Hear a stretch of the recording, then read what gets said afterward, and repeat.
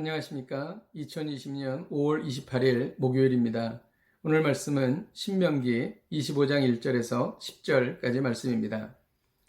사람들 사이에 시비가 생겨 재판을 청하면 재판장은 그들을 재판하여 의인은 의롭다 하고 악인은 정죄할 것이며, 악인에게 태형이 합당하면 재판장은 그를 엎드리게 하고 그 앞에서 그의 죄에 따라 수를 맞추어 때리게 하라.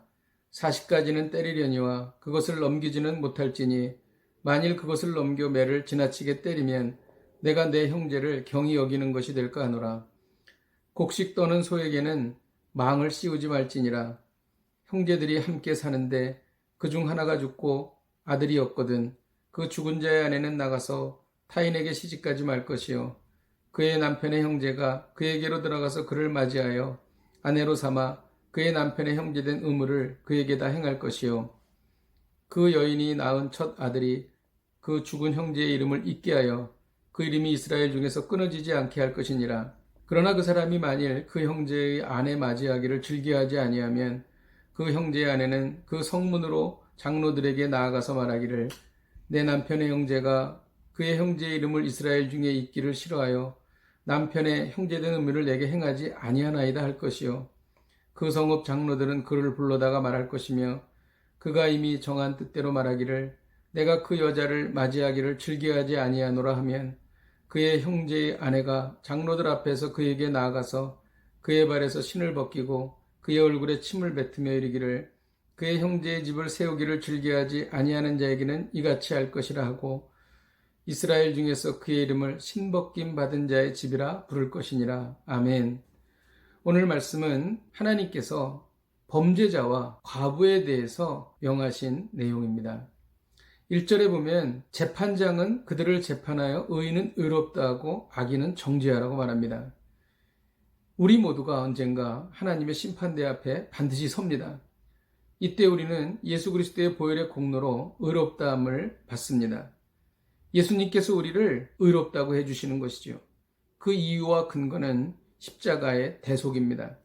만일 예수님이 그렇게 해주시지 아니하신다면 우리는 영원히 타오르는 지옥불에 들어가야 할 것입니다. 얼마나 감사한지 모르겠습니다. 첫 번째로 잘못을 저지른 사람에게도 자비와 긍휼을 베풀라고 말씀하십니다. 범죄자에게 태형을 행했는데 40대까지만 때리고 그 이상은 때리지 말라는 것이죠.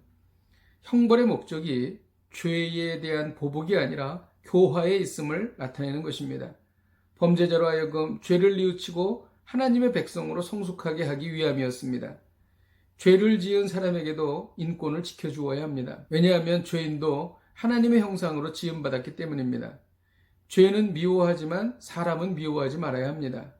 우리가 범죄자를 긍휼히 여기면 하나님도 죄인인 우리도 긍휼히 여겨주십니다. 이것을 어떻게 삶에 적용할 수 있을까요? 실수한 사람, 죄 지은 사람을 돌아보고 자비와 긍휼을 베푸시는 하루가 되시기를 주님의 이름으로 축복드립니다. 4절에 보면 곡식 떠는 소에게 망을 씌우지 말라고 말합니다.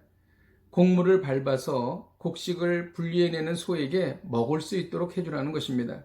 일하는 소는 먹을 권리가 있는 것이죠. 사도 바울은 이것을 복음 사역자에 적용했습니다. 사도 바울이 이 구절을 인용해서 복음 사역에 대한 대가를 사역자들이 받을 수 있도록 말하고 있는 것입니다. 두 번째로는 남편 없는 여인에게 자비와 긍휼을 베풀라는 것입니다. 형이 죽었을 경우에 동생은 형수를 취하여 대를 잇게 할 책임이 있었습니다. 이를 계대법 혹은 수호법이라고 합니다. 그런데 형수를 맞아들이지 않는 동생이 있었습니다. 왜냐하면 동생은 형수의 생계를 책임져야 했고 결혼한 동생일 경우에는 가정불화의 원인이 될 수 있었기 때문입니다. 이때에는 그 형수가 장로들에게 나아가서 내 남편의 형제가 그의 형제의 이름을 이스라엘 중에 있기를 싫어한다고 말하라는 것입니다. 그러면 9절에 보면 그에게 나아가 그의 발에서 신을 벗기고 그의 얼굴에 침을 뱉으라고 말합니다. 신발은 권리와 지위를 상징하는 것입니다. 그래서 신발을 벗기우는 것은 죽은 형제의 가까운 혈족으로서 그의 아내에 대해 가질 수 있었던 우선적인 모든 권리를 완전히 빼앗기는 것을 상징하는 행위입니다. 또한 신을 벗기우는 것과 침을 뱉는 것은 모두 수치를 겪는 것을 의미하는 것입니다. 사실 요즘의 계대법은 맞지 않습니다. 하지만 형제 중에 경제적인 어려움이 있는 경우에 서로 도와야 할 것입니다. 특히 형제가 일찍 사망하고 어렵게 사는 가족이 있을 경우에는 더욱더 도와야 할 것입니다. 다른 이유가 없습니다. 하나님께서 기뻐하시기 때문입니다. 기도하겠습니다.